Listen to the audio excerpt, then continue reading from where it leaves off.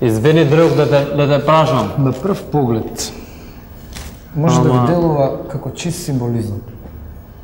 Изразен преку индуктивно-кондиционален стремеж на човековото внатрешно битие кон возвишеното во него и духовното преку љубовта како чиста лирика. Меѓутоа, дури подоцна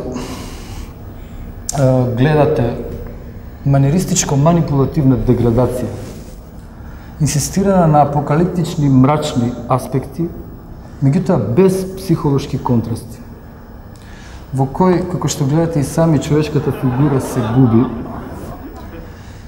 со еден помпезен хронолошки дедуктивитет и со катастрофичен хронотоп, заедно со изфрустриран егески синдром. Разбирате, не? Ова дело, всушност, односно впрочем, представува една своевидна синтеза на ирационални форми со екзалтиран микрокосмос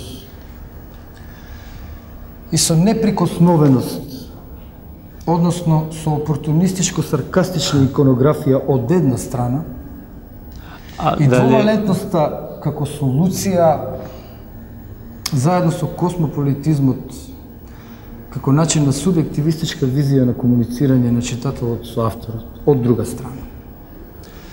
Друго што би можело да се... Прашам да не ме бараш некоја нинџа со мантила.